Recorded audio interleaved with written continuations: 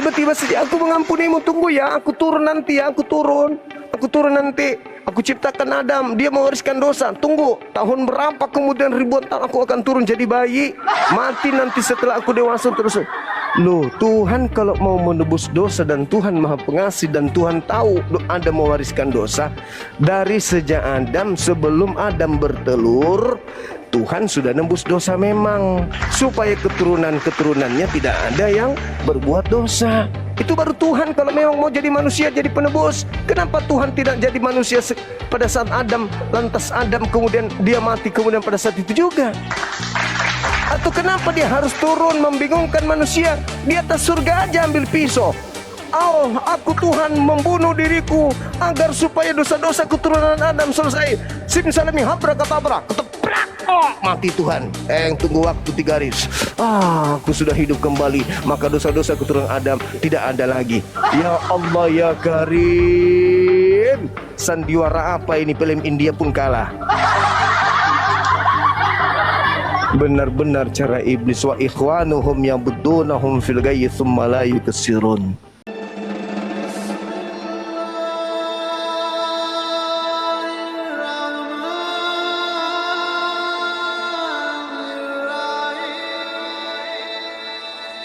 Malam Bang Juma. Ya, malam. Sudah 3 hari saya lihat Anda rajin sekali ngotak-atik Bible, belajar. Silakan, bagus ini. Ya, makasih Bang Juma. Siap. Kita bahas ulangan 23 dulu ya, 21 ya. Iya. Ulangan 21 ya. Sudah dapat jawabannya? Iya, sudah. Makasih Bang Juma. Oke, baik. Saya tahu kalau Anda nyimak terus di bawah untuk mengkanter materi saya. Silakan. Ya, betul itu. Nah, ayat 22 kita baca dulu ya Bang Juma ya. Ayat 22. Yuk, Ipuput. Siap. Apabila seorang berbuat dosa. Jadi apabila seorang berbuat dosa nih ya, yang sepadan dengan hukuman mati, ya, yang pantas dihukum mati ya. Lalu ia dihukum mati. Kemudian kau gantung dia pada sebuah tiang. Maka janganlah mayatnya dibiarkan semalam-malaman pada tiang itu, tetapi haruslah engkau menguburkan dia pada hari itu juga. Sebab seorang yang digantung terkutuk oleh Allah. Janganlah engkau menajiskan tanah yang diberikan Tuhan Allahmu kepadamu menjadi milik pusakamu.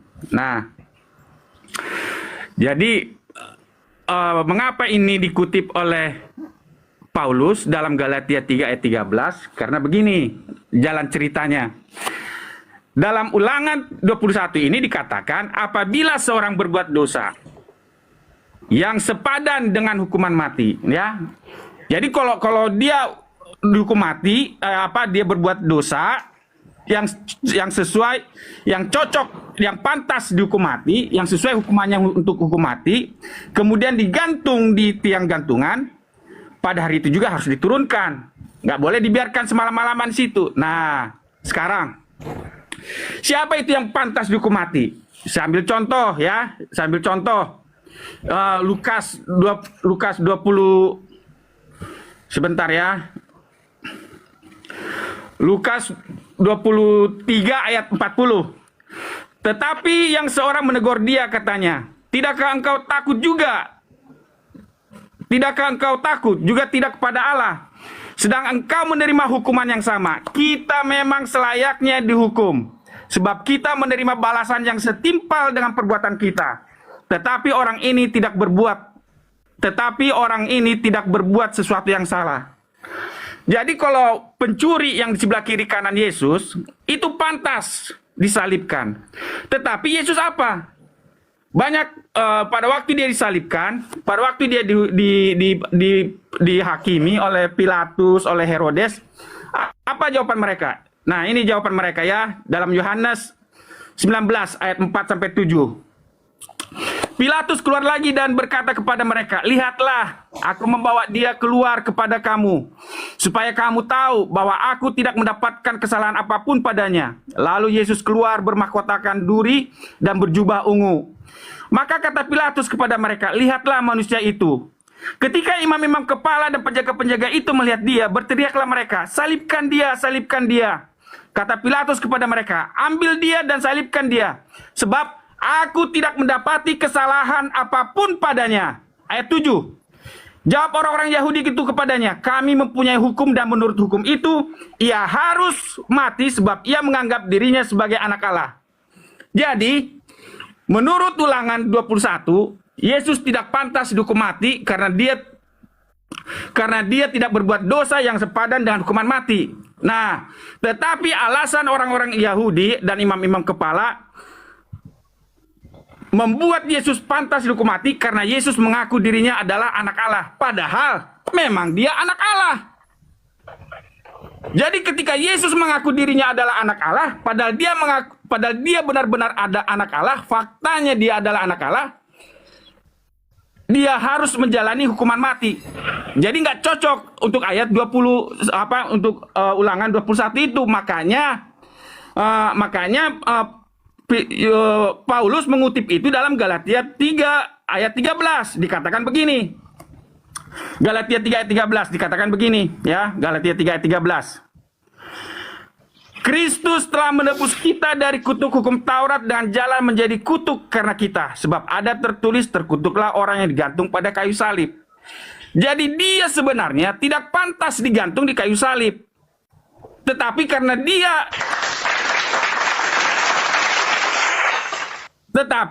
dia harus menjalani salib karena dia adalah anak Allah. Nah, itu jawaban saya. Makanya dia dibilang Paulus, dia mengambil kutuk kita. Padahal dia tidak pantas dihukum mati. Tetapi dia mau digantung di kayu salib.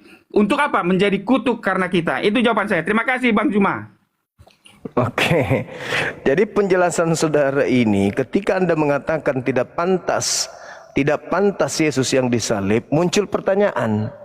Siapa yang pantas di situ disalib? Antara Yesus dengan Yudas. Nah, makanya Paulus mengatakan begini. Ya. Di Galatia 3 ayat 13 ya. Nah, di Galatia 3 ayat 13. Kristus telah menebus kita dari kutuk hukum Taurat dengan jalan menjadi kutuk karena kita. Sebab ada tertulis, terkutuklah orang yang digantung kayu salib. Mengapa Yesus mau menjalani itu? Karena di ayat 10 ya. Karena di ayat 10, karena semua orang yang hidup dari pekerjaan hukum Taurat berada di bawah kutuk. Sebab ada tertulis, terkutuklah orang yang tidak setia melakukan segala sesuatu yang tertulis dalam kitab hukum Taurat. Nah, jadi karena Yesus tidak sepantasnya di kayu salib, tetapi dia mau menjalani itu, artinya apa? Dia mau mengambil kutuknya orang berdosa. Itu jawabannya, Bang Juma. Jadi Yesus mau mengambil kutukan yang harusnya dialami oleh orang-orang yang berdosa. Iya. Nah, di mana dalilnya? Itu kan pengakuan Paulus.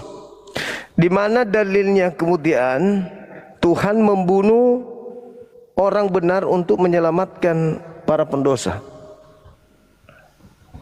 Oh, baik. Ya.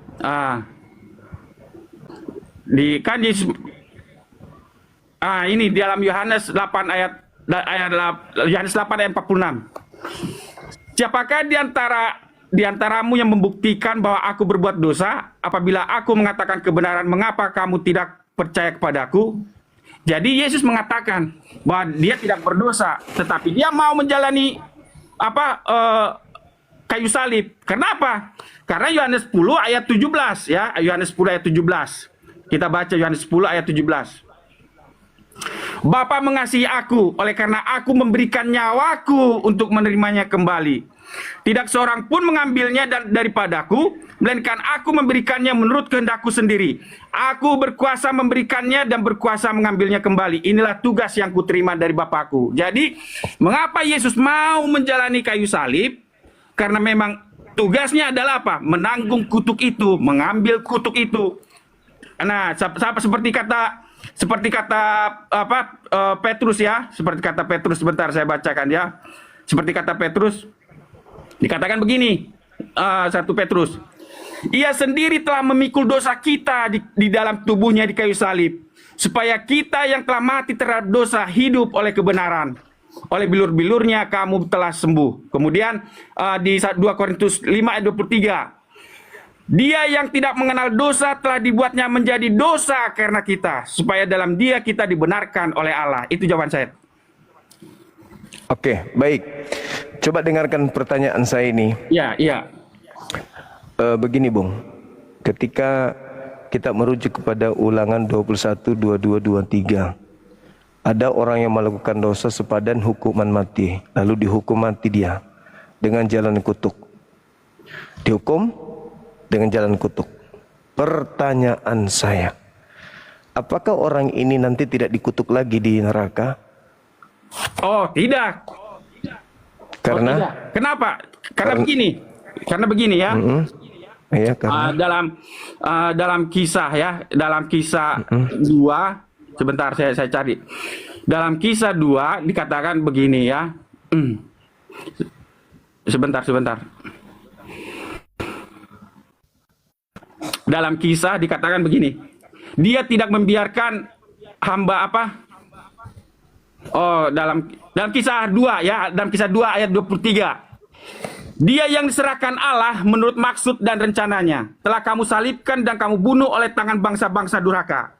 Tetapi Allah membangkitkan dia dengan melepaskan dia dari sengsara maut. Karena tidak mungkin dia tetap berada dalam kuasa maut itu. Sebab, ayat 27.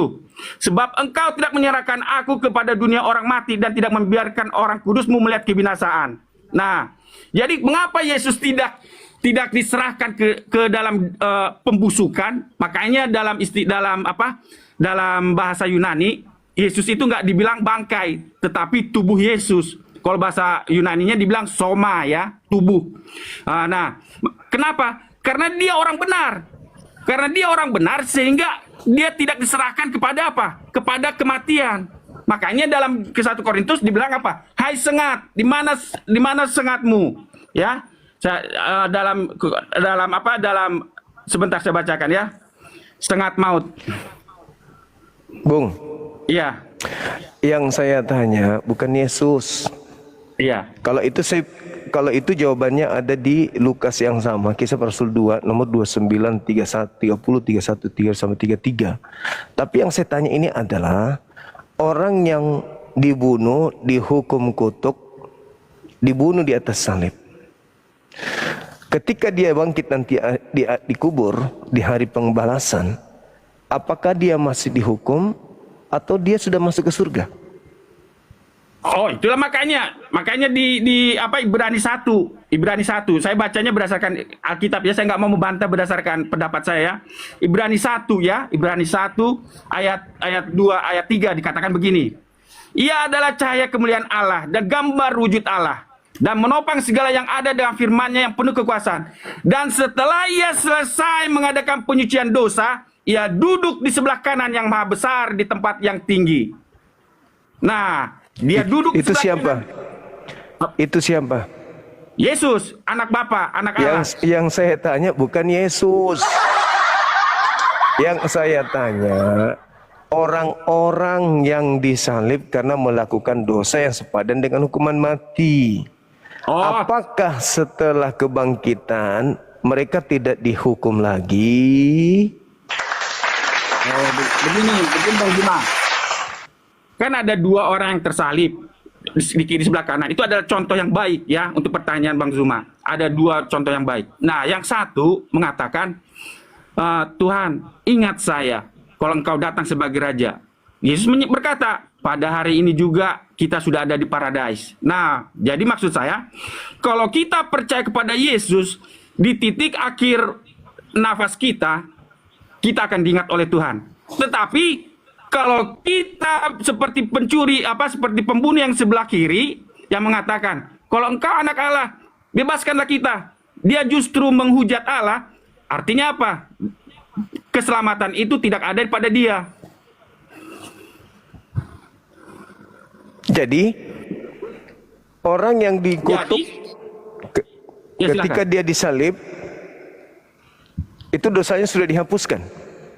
Karena dia percaya kepada Yesus, artinya dosanya sudah ditanggung Yesus. Makanya Galatia 3:13, 1 Petrus itu mengatakan dia menjadi dosa karena kita. Dia menjadi kutuk dikutuk karena kita. Dia yang seharusnya, dia yang tidak berdosa menjadi dosa karena kita. Iya, betul. Enggak, bukan orang yang ketemu Yesus. Maksud saya ketika ada orang yang disalib, Iya. lalu dikutuk oleh Elohim, mati dia, apakah ketika dia bangkit itu dosanya sudah dihapus ketika sudah disalib? Tergantung pertanyaannya Bang Juma. Kalau pertanyaan itu ditujukan kepada Yesus, kan Yesus mengatakan dia tidak ada dosa. Dia sendiri mengatakannya. Kemudian Pilatus mengatakan, aku tidak menjumpai dia dosa. Yang menjadi permasalahan adalah dia mengaku dirinya sebagai anak Allah. Karena itulah dia dihukum mati. Nah itu, jadi tergantung pertanyaan. Jadi kalau pertanyaan itu menyangkut kepada Yesus, ya dia mana ada kutuk. Tetapi kalau itu menyangkut orang berdosa, dosanya sudah diampuni, kutuknya sudah ditanggung. Itu. Berarti yang menanggungnya Yesus kan? Ya. Nah, ketika hari kebangkitan, ini yang saya pertanyakan nih, Iya. apakah dosa-dosa orang yang disalib ini itu sudah diampuni dengan salib? Oh ya. Sudah Contoh, diampuni dengan salib. Iya. contoh, ada orang membunuh, Ya. lalu dipenjara 3 tahun. Setelah dia dipenjara 3 tahun, apakah dosa membunuhnya itu sudah terhapus? Begini Bang Juma. Kalau jangan kita berpikir, contoh ya, ada orang membunuh, kemudian dihukum 3 tahun penjara. Nah, jangan kita berpikir bahwa dia menjalani penjara itu adalah penghapusan dosa. Itu versi dunia. Tetapi di hadapan Tuhan, selama dia tidak mengakui dosanya kepada Yesus, selama itu dia akan tetap menanggung dosa pembunuhan itu. Tetapi kalau dia mengaku dosanya di hadapan Tuhan, dosanya akan diampuni. Jadi dia disalib udah selesai dosanya. Ya. Ditanggung oleh Yesus. Itu selesai. Ditanggung oleh Yesus. Nah, dosa ini ketika ditanggung oleh Yesus itu dibawa kemana? Begini Bang Zuma. Imamat 16. Ya, Imamat 16. Ya betul, bagus. Bagus, itu betul. Imamat 16 begini. Pada hari Grafirat ada 2 ekor domba, kambing jantan, ya. Yang satu untuk Tuhan, yang satu untuk Azazel. Ya, kalau Azazel, Bang Zuma tahu itu apa arti Azazel. Satu untuk setan dan satu untuk Yesus, untuk Tuhan. Nah, pada hari Grafirat itu istilahnya Yom Kippur, ya, hari pendamaian, Atonement Day. Nah, pada hari Grafirat ada 2 ekor kambing domba, ada 2 ekor kambing dibawa. Kambing ini, yang 2 ini, setelah Yesus setelah imam besar, dia akan memilih 1 ekor kambing untuk Tuhan, 1 ekor kambing untuk Azazel. Nah, setelah dosa-dosa bangsa itu, semua bangsa Israel harus kumpul pada Yom Kippur, pada hari Grafirat, ya. Pada hari Grafirat semua umat Israel harus kumpul, nggak boleh tidak. Dan mereka harus berpuasa menjelang hari Grafirat itu. Nah, kemudian setelah bangsa Israel mengaku dosanya, imam itu akan memotong 1 ekor domba untuk Tuhan itu, dan setelah dia mengadakan pendamaian, artinya pembersihan sanctuary, ya. Setelah dia mengadakan pembersihan dosa umat itu, dia tanggungkan kepada kematian domba. Kemudian domba itu, imam itu akan menimpakan dosa itu kepada kambing Azazel. Nah, kalau dalam denominasi kami, dalam versi kami, gereja Advent, kambing Azazel itu adalah untuk setan. Itu bukan perlambang kepada Yesus. Nah, karena tadi domba yang telah dipotong itu melambangkan Yesus karena anak domba yang tersembelih. Sedangkan kambing yang untuk Azazel itulah yang akan dilemparkan ke padang gurun jauh. Sama seperti kata Mazmur, sejauh timur dosa kami kau jauhkan. Nah, itu artinya begini Pak Bang Zuma. setelah Yesus kan pada saat ini Yesus imam besar ya, dalam kepercayaan kami imam besar ya di surga sekarang. Karena duduk dia di sebelah kanan Bapa. Seperti kata Ibrani 3 tadi, Ibrani 1 ayat 3. Yesus duduk di sebelah kanan takhta Bapa. Nah, setelah Yesus menjadi imam besar, setelah dia menyelesaikan dosa-dosa umatnya, dia timpakan itu nanti ke iblis. Nah, itulah namanya 1000 tahun, milenium. Nah, selama 1000 tahun, setelah, karena begini Bang Zuma, ketika Yesus datang nanti kedua kali, orang benar akan dibangkitkan, ya. Orang benar akan dibangkitkan, orang yang hidup yang benar akan dibawa ke surga. Kemudian orang berdosa yang masih hidup pada waktu Yesus mati akan mati karena tidak tahan melihat cahaya kemuliaan Allah. Nah, karena tidak tahan melihat cahaya kemuliaan Allah, mereka mati. Jadi selama 1000 tahun tidak ada orang yang hidup di muka bumi ini. Dan selama 1000 tahun itulah iblis melanglang buana merenungi nasibnya yang telah mencobai dunia. Itu jawaban saya. Terima kasih Bang Zuma. Oke, baik. Nah, sekarang begini. Kalau kita melihat pola ini ya. Iya. Yang terjadi di Kristen ini adalah ketika dosa-dosa mereka itu ditanggungkan kemudian kepada Yesus yang mati di atas tiang salib. Itu poinnya kan? Iya, poinnya di situ. Oke, poinnya di sana. Ada nggak akar daripada tragedi penyaliban ini terjadi dengan konsep kekristenan hari ini? Akarnya maksud saya. Karena yang saya lihat, Yesus disalib itu karena dengki, bukan karena dosa. Bukan karena ingin nebus dosa. Pola yang muncul belakangan baru dicocokkan. Larinya ke kitab Wahyu, larinya ke Ibrani. Kitab yang disusun untuk meninabobokkan orang-orang yang percaya kepada penyaliban adalah keselamatan. Sederhana untuk mengetahui itu. Ketika orang-orang Israel mempersembahkan domba, saya tidak terlibat di sana. Saya tidak ada di situ. Nah, ketika kemudian saya berkata, aku percaya domba itu menebus dosaku. Boleh nggak saya nebeng ke sana? Ke domba yang disembelih oleh orang-orang Yahudi. Boleh nggak? Tidak boleh kan? Iya. Tidak boleh. Nah, sekarang Yesus kalian persembahkan untuk dosa-dosa kalian. Di mana kemudian akarnya pencipta langit dan bumi menebus dosa manusia dengan mempersembahkan manusia.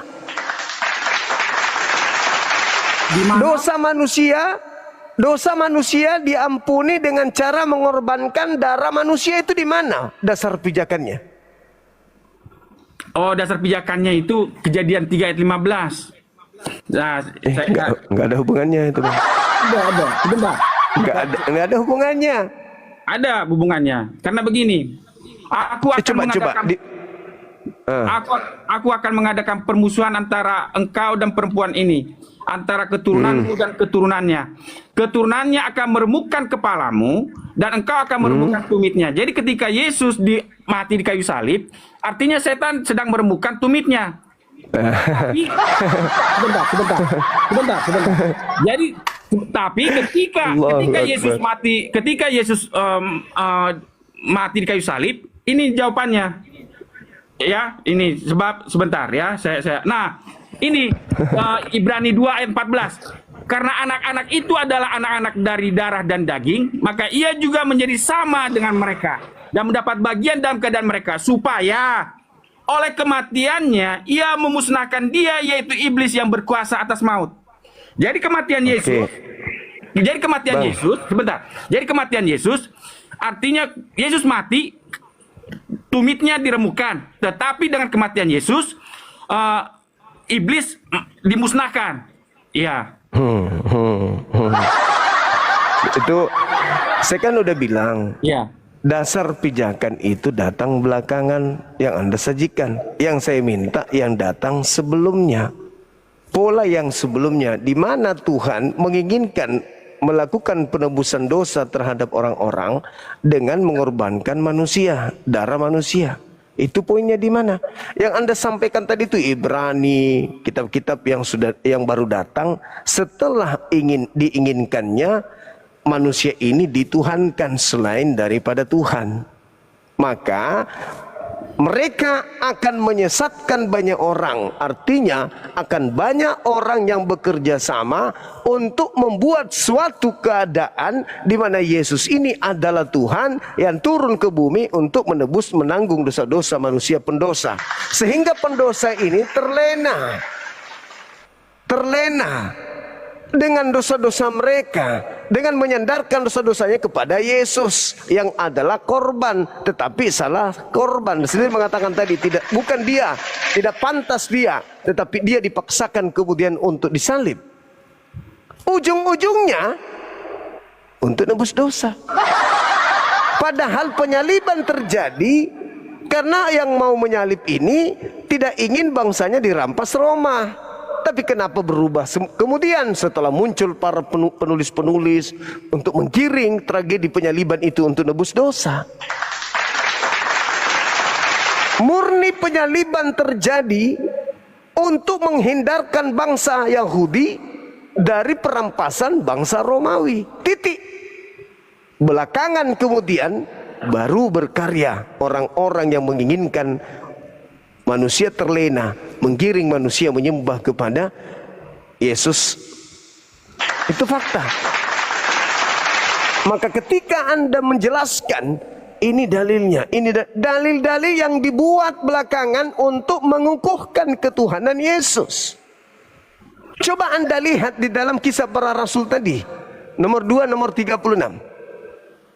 Bagaimana orang-orang Farisi, orang-orang Yahudi, apakah mereka sebelum penyaliban Yesus belum punya Tuhan? Sudah punya Tuhan. Siapa Tuhannya orang Farisi? Elohim. Siapa Tuhannya imam kepala mahkamah agama? Elohim.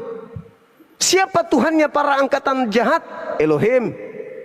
Terus kenapa ketika mereka menyalibkan Yesus, Tuhan mengutuk mereka dengan mengatakan, Yesus yang telah kau salibkan itu telah dibuat menjadi Tuhan oleh Elohim dan juga menjadi Kristus. Bagi siapa?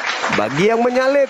Bukankah yang menyalib tadi orang Farisi, mahkamah agama, imam kepala adalah orang-orang yang sudah punya Tuhan? Sekarang ketika korban yang mereka bunuh di atas salib dijadikan juga untuk menjadi Tuhan bagi mereka, sekarang berapa Tuhannya mereka ini? 2. Makanya hatinya sedih, hatinya sangat terpukul. Maka mereka bertanya, lalu apa yang harus kami lakukan wahai Petrus? Berilah dirimu dibaptis dan bertobatlah dari angkatan jahat ini, supaya kamu tidak menjadikan Yesus yang kau salib itu jadi Tuhan. Itu kutukan itu. Ketika dikatakan dalam Kisah Para Rasul 2 nomor 36, jadi seluruh orang Israel harus tahu bahwa Yesus yang kau salibkan itu telah dijadikan menjadi Tuhan dan Kristus untuk kamu. Artinya Tuhan marah, membalas kejahatan orang-orang yang ingin membunuh Yesus dengan menjadikan pengganti Yesus ini sebagai Tuhan bagi mereka. Itulah yang terjadi sampai hari ini.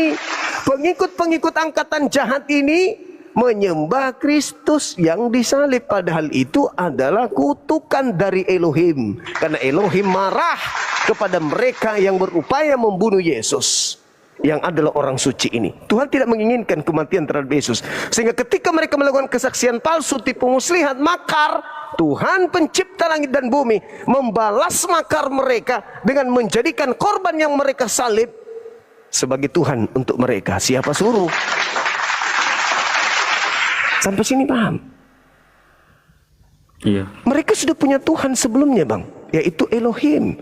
Tapi karena mereka membuat makar, kebencian, tipu daya, tipu muslihat, kesaksian palsu, ingin kali membunuh utusan yang suci ini, ingin kali kemudian merampas kejayaan Bani Israel dengan ajaran Nabi yang suci ini, Rasul yang suci ini, maka Tuhan membalasnya dengan menjadikan apa yang mereka salib menjadi Tuhanmu. Lu tidak perlu lagi menuhankan gue. Lu orang jahat, lu sembah aja yang kau salib itu. Makan tuh upah kerjamu. Itu Makanya Paulus mengatakan dalam Roma 14 nomor 9, untuk itulah Yesus mati agar dibangkitkan menjadi Tuhan. Untuk siapa? Untuk para penyalibnya, orang-orang jahat. Orang-orang jahat ini apakah selesai berkarya? Tidak. Iblis tinggal kipas-kipas. Orang-orang jahat inilah yang kemudian mengajak orang-orang lain yang bisa mereka sesatkan untuk sama-sama menyembah korban tersebut. Wa ikhwanuhum yamudunahum fil ghayyi tsumma la yuksirun. Maka orang-orang kafir ini membantu sesamanya orang-orang kafir untuk menggiring orang-orang kafir lainnya menyembah kepada Yesus agar tidak menyembah kepada Tuhan. Dengan menyembah kepada Yesus, mereka telah mendurhakai Tuhan pencipta langit dan bumi. Itu fakta, itu real. Adakah orang Yahudi mengajarkan sembahlah Yesus? Adakah Yesus diajarkan oleh Elohim? Inilah anakku yang kukasih, kepada yang aku berkenan. Barang siapa yang menyembah kepada dia tidak binasa melainkan peroleh. Ada kayak gitu? Enggak. Kata Yesus, barang siapa yang percaya kepadaku.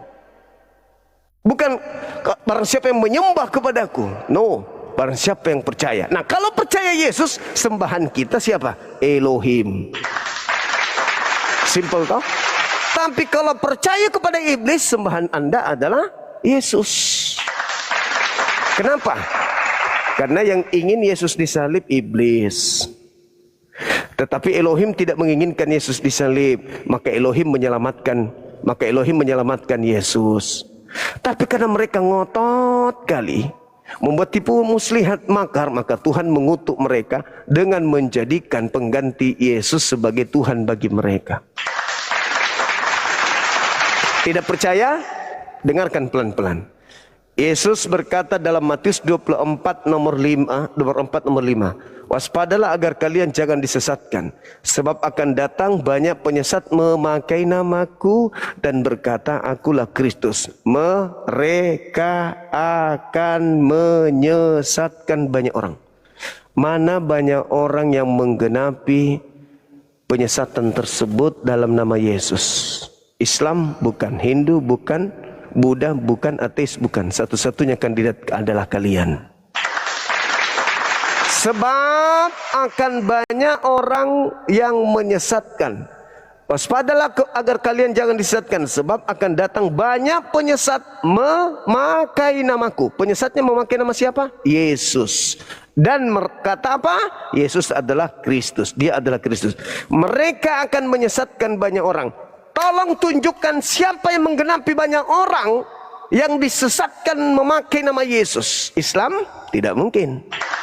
Hindu? Tidak mungkin. Buddha? Tidak mungkin. Satu-satunya adalah kelompok Kristen, Katolik, dan seterusnya. Begitu juga Advent. Apa buktinya? Apa buktinya? Orang sudah enak-enak menyembah Elohim, hakikat pencipta langit dan bumi yang maha suci lagi maha tinggi. Orang sudah nyaman menyembah Tuhan yang bukan manusia, bukan anak manusia. Tuhan anak manusia sudah nyaman menyembah Tuhan yang tidak pernah dibentuk dalam rupa apapun, yang tidak serupa dengan apapun. Tiba-tiba Kristen datang hanya gara-gara modal bangkit dari kubur, beralih penyembahan terhadap orang yang bernama Yesus. Buktinya angkatan jahat diberi Yesus untuk disembah. Buktinya seluruh orang Israel harus tahu bahwa Yesus yang kau salibkan telah dibuat oleh Elohim menjadi Tuhan dan Kristus. Pertanyaan saya, ketika diseru seluruh orang Israel, apakah seluruh orang Israel menyembah Yesus? Tidak. Hanya seluruh orang Israel harus tahu. Apa itu? Orang Israel harus tahu bahwa Yesus yang mereka salib telah dijadikan Tuhan untuk mereka para penyalib dan orang-orang jahat. Orang Yahudi semuanya menyembah Yesus? Tidak. Orang Yahudi tetap menyembah Tuhan Elohim. Orang jahat dibiarkan terlunta-lunta di atas bumi menyembah kepada korban yang mereka salibkan. Mereka sibuk sendiri dengan sembahan mereka. Mereka kemudian percaya diri dengan sembahan mereka. Mereka sibuk dengan ibadah mereka yang bertentangan dengan Tuhan. Tuhan maha suci, bukan manusia. Kalian menyembah manusia yang terkutuk di atas tiang salib. Ingat kata Yesus di dalam Yohanes 6 nomor 70. Aku yang memilih engkau yang 12 muridku, tapi satu di antaramu adalah iblis. Siapa iblis ini? Dia yang dikatakan di dalam Ulangan 27 nomor 25, terkutuklah orang yang menerima suap untuk menyerahkan orang benar agar dibunuh. Siapa dia? Yudas. Siapa yang pantas dan cocok untuk disalib di situ? Yesus atau Yudas? Yudas. Seluruh aspek hanya ada pada Yudas yang cocok untuk disalibkan. Nah, ketika Yudas yang disalib berarti iblis yang disalib. Ketika Yudas yang disalib berarti yang keluar dari kubur adalah iblis. Ketika yang keluar dari kubur itu adalah iblis berarti Kristen betul menyembah angkatan jahat ini akan diberi satu tanda, dan tidak akan diberikan satu tanda kepada angkatan jahat, orang-orang jahat, melainkan anak manusia keluar dari kubur. Anak manusia Yudas keluar dari kubur. Itulah yang kalian sembah sampai hari ini. Nah, supaya bisa mengelabui orang bahwa itu adalah Yesus, sudah dinubuatkan, Anda tanpa malu-malu mengatakan itu sudah dinubuatkan di dalam kitabnya Yahudi. Padahal di sini tidak ada. Hanya mencocok-cocokkan yang kira-kira cocok dengan Yesus, cocok dengan penyaliban, cocok dengan untuk melegakan. Faktanya, Bung, saya kalau jadi Anda, kenapa Yahudi tidak menjadi Kristen? Di Israel sana hanya 3% Kristen. Itu pun Kristen karena keturunan, bukan karena belajar. Islam di sana 18% di Yerusalem, lebih banyak Islam. Kenapa kemudian mereka tidak menjadikan sinagoge pusat kekristenan? Kenapa enggak mereka jadikan Yerusalem sebagai pusat Natal, acara Natal, kebangkitan Yesus, kematian Yesus? Kenapa? Karena mereka hanya diajarkan untuk mengetahui bahwa Yesus sudah dibangkitkan untuk menjadi Tuhan bagi angkatan jahat. Silakan jauh-jauh dari kami. Kami tetap menyembah kepada Yang Maha Suci. Yesus hanya Tuhan bagi angkatan jahat. Angkatan jahat boleh Anda baca di dalam Wahyu 12 nomor 9. Ekomene, iblis atau ular naga, ular tua yang dilemparkan ke bumi yang memenuhi ekomene. Apa ekomene? Ekomene itu adalah persekutuan, perkumpulan gereja-gereja se-Romawi. Dari Romawi lah kemudian menyebar ke seluruh penjuru bumi ajaran penyembahan kepada Kristus. Di antara pemikir-pemikir ulung muncullah tokoh-tokoh Advent yang mengatakan ini salah, ini salah, ini salah. Yang benar adalah kembali ajaran Yahudi, ajaran Torah. Meskipun Advent juga melakukan kesalahan, yaitu menuhankan yang keluar dari kubur. Harusnya total murni kembali kepada Torah, tidak menyembah kepada yang keluar dari kubur, melainkan hanya menyembah kepada Elohim. Jangan ada ilah lain di hadapanku, sebab aku adalah Tuhan pencemburu. Andai saja Advent tidak menyembah Yesus, Advent sudah mendekati kebenaran. Tidak makan babi, tidak makan ini, tidak ini, sahabat, bla bla bla. Sayangnya dia masih tertipu dengan menyembah makhluk tersebut. Padahal tak ada ruginya melepaskan itu. Cukup menyembah kepada Elohim saja. Imani Yesus sebagai Rasul Elohim, selesai perkara. Tapi iblis apakah mau mangsanya dia lepaskan begitu saja? No, iblis tidak akan mungkin tinggal diam. Iblis akan memiliki cara-cara yang lain, termasuk membantah bangsuma ketimbang narasi dengan benar. Sekira begitu, Bung. Silakan Anda renungkan, silakan Anda pikirkan. Saya minum dulu dengan menggunakan oli bekas. Silakan.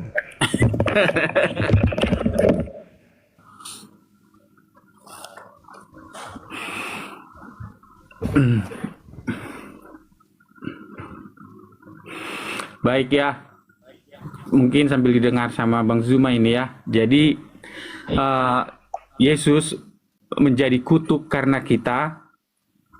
Kemudian dia yang tidak berdosa menjadi dosa karena kita, ya. Jadi ada 3 ayat tadi dalam 1 Petrus dikatakan dia yang tidak berdosa menjadi dosa karena kita. Kemudian Galatia 3 ayat 13 dia menjadi kutuk karena kita. Kemudian di 1 Korintus dikatakan dia menjadi dia menanggung dosa kita. Nah, itu sebenarnya sudah dinubuatkan oleh Yesaya 53, ya. Yesaya 53 ayat 3. Ia dihina dan dihindari orang, seorang yang penuh kesengsaraan dan yang biasa menderita kesakitan. Ia sangat dihina sehingga orang menutup mukanya terhadap dia, dan bagi kita pun dia tidak masuk hitungan. Tetapi sesungguhnya penyakit kitalah yang ditanggungnya, ya. Itu makanya 1 Petrus mengatakan ia sendiri telah memikul dosa kita di dalam tubuhnya di kayu salib, ya. Tetapi sesungguhnya penyakit kitalah yang ditanggungnya. dan kesengsaraan kitalah yang dipikulnya. Padahal kita mengira dia kena tulah dan dipukul dan tindas Allah. Nah, itulah yang dibilang Paulus tadi, Galatia 3:13. Dia menjadi kutuk karena kita. Seperti yang kata Yesaya 53 ayat 4 ini. Padahal kita mengira dia kena tulah, atau dalam bahasa Galatia 3:13-nya, padahal kita mengira dia kena kutuk, dipukul dan ditindas Allah. Tetapi dia tertikam oleh karena pemberontakan kita. Dia diremukkan oleh karena kejahatan kita. Ganjaran yang mendatangkan keselamatan bagi kita ditimpakan kepadanya. Dan oleh bilur-bilurnya kita menjadi sembuh. Itu jawaban saya. Ya, baik. Jadi sekali lagi saya katakan, mereka akan menyesatkan banyak orang. Salah satu cara penyesatannya itu mengambil kitabnya Yahudi, mencocokkan kepada Yesus yang disalib, supaya orang yang sudah putus asa dengan kehidupannya yang banyak dosa, dan mereka yang sungkan untuk beribadah menyembah Tuhan, mereka hanya ingin percaya saja, diselamatkan, tak ada sisa kubur, dosa-dosa sudah ditebus, mati langsung surga, bla bla bla. Mereka itulah yang akan tertipu. Padahal, Bung, kalau Anda melihat Yesaya 53, itu sudah diceritakan kemudian oleh Yesus dalam Matius 23 nomor 32, 33, 34, 35 sampai kepada 39. Sebagian dengarkan di sana ketika Yesus mengatakan, wahai keturunan ular-ular, keturunan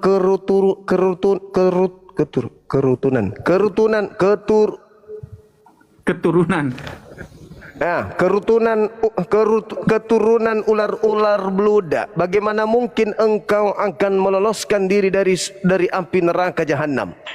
Sebab sebagian dari rasul, sebagian dari nabi, sebagian daripada ahli Torah, orang-orang bijaksana yang diutus kepadamu, kamu bunuh, dan sebagiannya kau salib. Kau tidak akan mungkin lolos dari api neraka.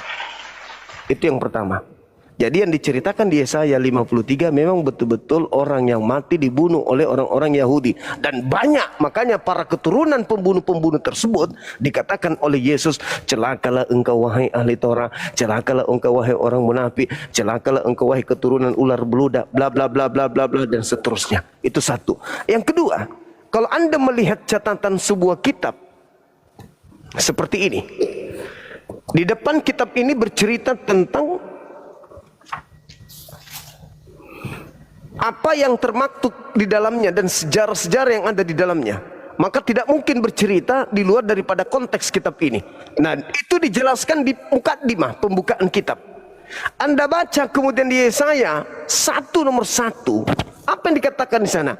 Inilah penglihatan dari Yesaya bin Amos yang membahas tentang Raja Yehuda dan Yerusalem. Yehuda dan Yerusalem yang ada pada zaman Hezekia, Usia, Aria, dan yang satu lagi siapa? Ahaz. Kan Yoyakim. Ahaz. 4 zaman diceritakan di dalam Yesaya 1 sampai 66. Inilah yang dibahas oleh Yesus dalam Matius 23. Itu yang pertama, yang kedua. Yang ketiga, Bung, apa kapasitas kita mengambil kitabnya orang Yahudi? Apa kapasitas pastor-pastor, pendeta-pendeta, bapak-bapak gereja mula-mula mengambil kitabnya Yahudi? Otoritas apa yang mereka punya? Sedangkan yang diceritakan dalam Yohanes 11 nomor 45 sampai 57, yang punya kitab imam kepala mahkamah agama, orang Farisi, ahli kitab, orang Yahudi berkumpul mencari judul, mencari alasan, sampai mereka ngapain? Harus susah-susah bersepakat membuat tipu muslihat. Harus susah payah menggunakan saksi-saksi palsu, menjerat Yesus dengan tipu-tipu agar mampu kemudian menyalib Yesus. Harus iblis turun tangan merasuki Yudas agar bisa membuat kemudian Yesus disalib. Kalau sudah ada nubuatan di sini, ngapain harus bikin tipu muslihat? Ngapain harus bikin kesaksian palsu? tinggal bilang, hei Yesus, bukankah kau yang berfirman sendiri di buku ini bahwa kau harus oh iya ya, ayo kapan kita mau adakan upacara penyaliban? Tapi faktanya apa, Bung? Anda baca Yohanes 11 nomor 50, 51, 52. Apa yang terjadi di sana? Apa kata sebelumnya 48, 49? Apa kata imam kepala? Kalian tidak insaf. Kalian tidak tahu apa-apa. Adalah bahwa lebih baik satu orang mati Yesus daripada seluruh bangsa kita binasa. Hal itu dikatakannya bukan dari dirinya sendiri, melainkan sebagai imam kepala tahun itu. Kayak bernubuat. Titik 2 bunyi teng teng. Apa bunyi nubuatannya? Yesus harus mati untuk bangsa kita, dan bukan hanya untuk bangsa kita, melainkan juga untuk menyatukan anak-anak Elohim yang sudah bercerai-berai. Nomor 53, maka mulai saat itu mereka bersepakat membunuh Yesus. Ada nubuatan baru. Apa bunyi nubuatannya? Yesus harus mati untuk bangsa Israel. Mana nubuatan untuk mati dosa orang-orang Roma, Kristen, orang Indonesia? Mana? Tidak ada. Lalu bagaimana supaya bisa diterima oleh orang Indonesia? Cocok-cocokkan dengan Yesaya 53 yuk. Yesaya 7:14 yuk. Cocok-cocokkan aja. Mazmur 8 yuk, pakai aja itu. Mazmur dulu pakai apa? Pakai aja. Sedangkan langkahi dulu imam kepala.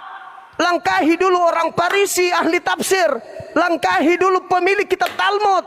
Langkahi dulu ahli kitab. Baru kalian yang tidak ngerti baca itu baru ngikut. Kalian cuman modal terjemahan. Terjemahannya bukan dari otoritas rabi-rabi Yahudi, tapi terjemahannya dari Septuaginta, dari orang Alexandria yang hidup di Mesir. Diterjemahkan dalam bentuk Septuaginta di tahun 3 sebelum Masehi. Diterjemahkan, digodok, direvisi, evolusi dan seterusnya. Begitu abad keempat dicetak ulang dengan timbul di depannya perjanjian lama, dan 4 kitab kanon beserta surat Paulus disebut perjanjian baru. Pret, dicocok-cocokkan kitabnya Yahudi dengan kitab mereka supaya mereka bisa menjual Yesus ke seluruh dunia dengan mengatakan sudah ada loh di sini nubuatannya. Padahal yang punya kitab justru membuat tipu daya, tipu muslihat untuk menyalib Yesus susah-susah.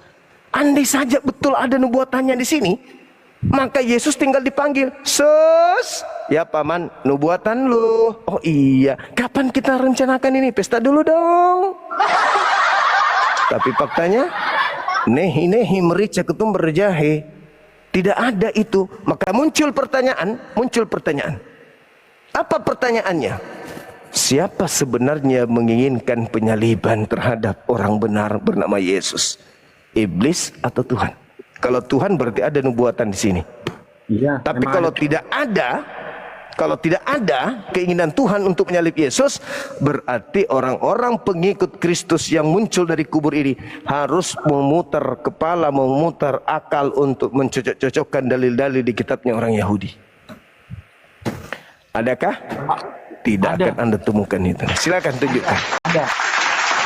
Dalam Yesaya 53 ayat 10 dikatakan. Iya. Sebentar. Iya, Tetapi silakan. Tuhan berkehendak meremukkan dia dengan kesakitan apabila dia menyerahkan dirinya sebagai korban penebus salah.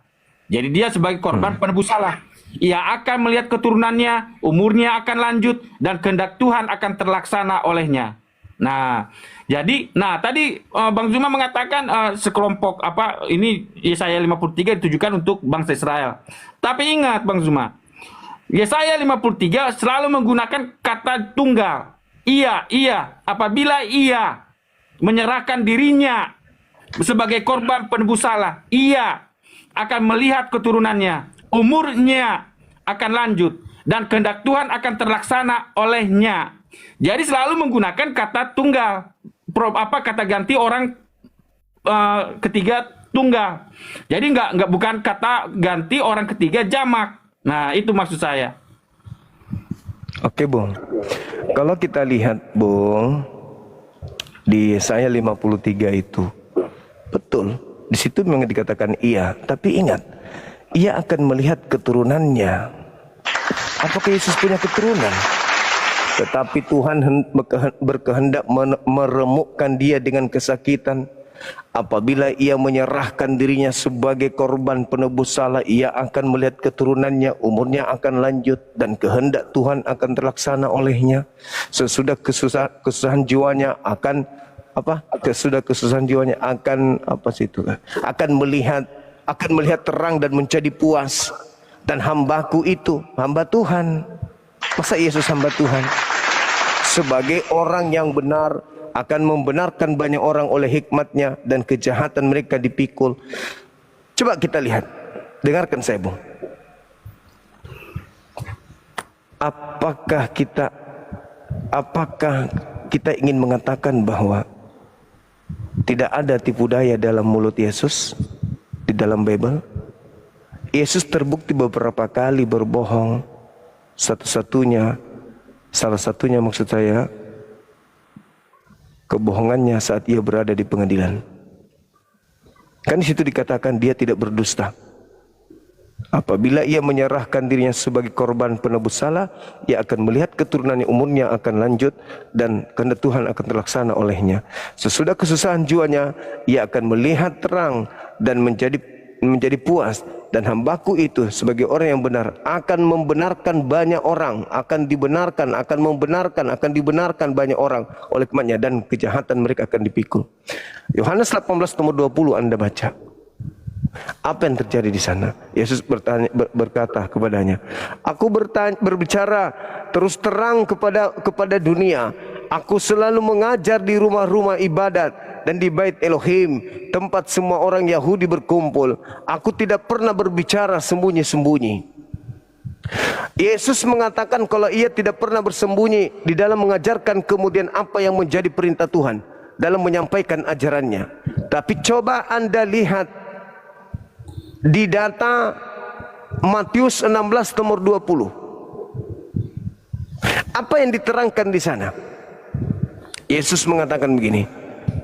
Dia melarang murid-muridnya supaya jangan memberitakan kepada siapapun bahwa ia adalah Mesias. Di dalam Matius 16 tersebut, Yesus tidak berani berkata jujur tentang siapa dirinya, dan ia menyembunyikan statusnya sebagai utusan Tuhan. Pertama. Yang kedua, apakah Yesus memiliki keturunan?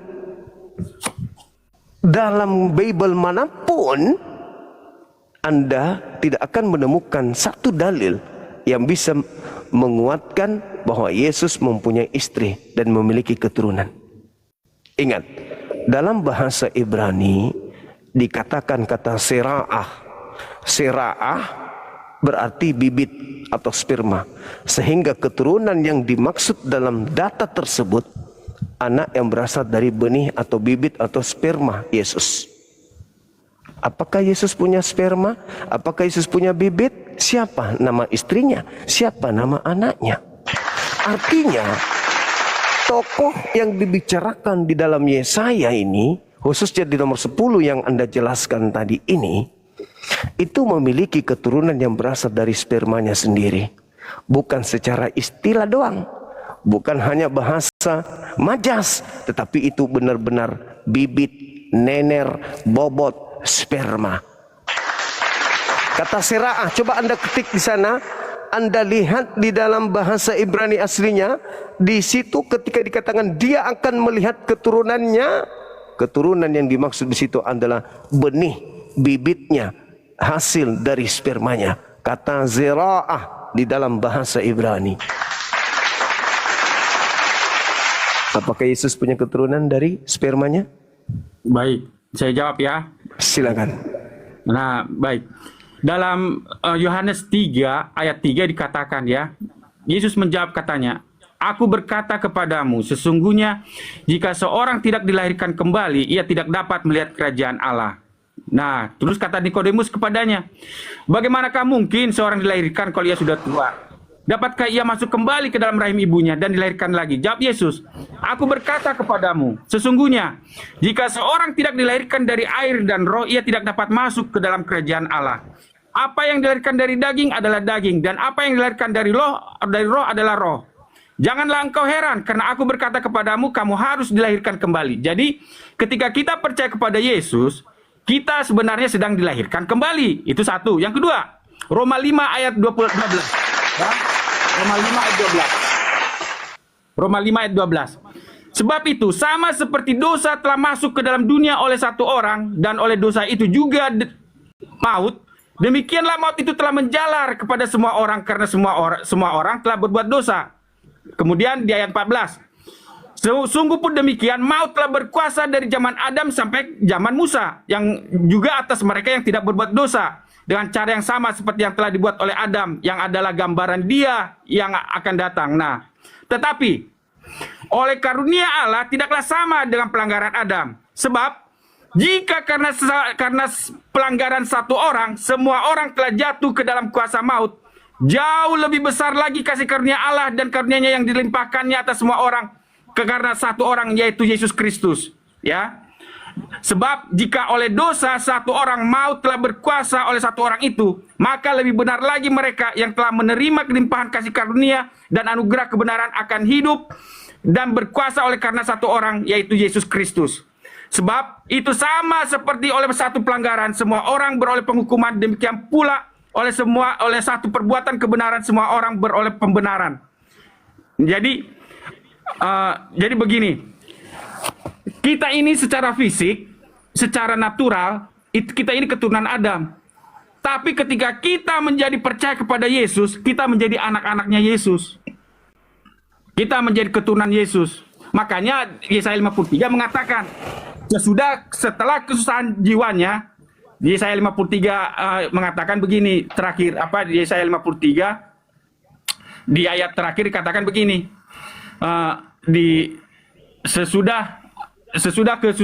ini di ayat 10. Tetapi Tuhan berkehendak meremukkan dia dengan kesakitan apabila ia menyerahkan dirinya sebagai korban penebus salah. Jadi Yesus harus menjadi korban penebus salah, baru ia akan melihat keturunannya, umurnya akan lanjut, dan kehendak Tuhan akan terlaksana olehnya. Jadi kita menjadi keturunan Allah, keturunan Yesus, karena apa? Karena kita percaya kepada korban penebusan Yesus. Itu jawaban saya. Terima kasih, Bang Zumi. Oke. Saudaraku, apakah memang di dalam agama Yahudi ada yang disebut sperma rohani? Oh, ada. Coba dalilnya di mana ada data tentang sperma rohani? Ketika bangsa Israel disebut anak sulungku, Salomo disebut anak-anakku. Nah, di situ Ben. Apa? Ben. Bukan Iya, Ben, Ben. itu Ben. Ini yang dimaksud ini zera'ah. Zera'ah itu sperma. Bibit sperma. Coba Anda lihat dengan cermat Yesaya 53 nomor 10 itu. Zera'ah, bibit sperma. Bukan Ben. Kalau Ben itu bisa Ben Elohim. Bisa. Ben Elohim itu artinya apa? Anak Tuhan atau hamba Tuhan secara majas, gaya bahasa. Tapi kalau berbicara mengenai zera'ah, itu berbicara sperma, benar-benar sperma keturunan, jasad, secara jasmani keturunan. Kalau Anda mengatakan Anda anak-anak Yesus, itu anak-anak rohani. Ini bukan berbicara terkait dengan sperma rohani, Pak. Jadi murni memang orang ini punya keturunan. Tidak bisa tidak. Contoh misalnya Anda lihat kata Sera'ah di kejadian 3 nomor 15. Di situ betul-betul keturunan perempuan ini, anak-anak perempuan daripada Hawa. Dan ini jelas sesuai dengan dalil yang ada di Yesaya 53 itu. Jadi itu berbicara terkait dengan keturunan dalam perspektif sesungguhnya biologis. Lagi-lagi sebagai orang di luar Yahudi harus Anda paksakan. Karena kalau tidak Anda paksakan, gulung tikar gereja. Tapi orang Yahudi yang punya kitab hanya gini sambil tertawa liatin kalian. Anda bahas kitab mereka, dia biarkan kau sesat, mampus sana. Tuh, nggak ada kepentingan mereka tentang itu. Siapa suruh kalian ngambil? Karena memang dalam kitab saudara Kristus yang kau salibkan itu telah dijadikan menjadi Tuhan oleh siapa? Oleh Elohim. Elohim melantik Tuhan, menjadikan Tuhan, persis dengan Al-Quran surah Al-A'raf ayat 27 ayat 30. Karena mereka tidak beriman, maka aku jadikan iblis sebagai Tuhan mereka. Tuh, Paulus menjadikan Tuhan Yesus, Roma 14 nomor 9. Tapi ya sekali lagi, saya menghargai iman saudara. Anda harus mati-matian oke, mana lagi harus saya pergi? Ya saya 53 gagal, apa lagi ya? Di mana lagi ya? Ambil lagi. Itu cara iblis, Bang. Bagaimana mereka mencari cara untuk menyesatkan orang. Segala macam upaya akan dilakukan untuk menyesatkan orang. Apa sih yang kalian inginkan? Oh, supaya dosa kami. Bukankah hanya dengan Anda datang kepada Tuhan memohon? Coba Anda lihat dalam kitabnya Yahudi 2 Tawarik berapa itu? 14 nomor 7. Anda lihat di sana, jika hamba-hambaku datang kepadaku mencari aku Tuhan. 2 Tawarik 7 nomor 14. Aku Tuhan akan mengampuni dosanya-dosanya dari surga. Coba Anda baca di situ. Jika umatku atas namaku disebut merendahkan diri, berdoa dan mencari wajahku, lalu berbalik dari jalan-jalannya yang banyak dosa, yang jahat, maka aku akan mendengarkan doa mereka dan mengampuni dosa-dosa mereka dari surga. Kenapa harus turun? Anaknya orang kau bunuh untuk jadi tumbal dosa-dosa kalian. Tuhan itu menunggu kalian datang untuk bertobat, bukan melimpahkan dosa kalian kepada orang lain. Itu pekerjaan iblis. Iblis yang bangga, iblis yang senang ketika ada orang yang dikutuk Tuhan bangkit dari kubur, lalu disembah oleh orang-orang. Iblisnya yang tertawa, iblisnya yang bahagia, iblisnya pesta kemenangan.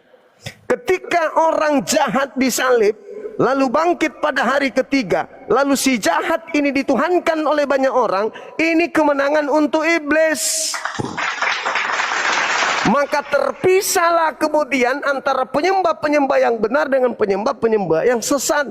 Penyembah yang benar masih hidup sampai hari ini, yaitu Yahudi. Penyembah yang sesat, penyembah si jahat adalah kalian. Kenapa kalian tidak menyembah kepada Tuhan yang sama?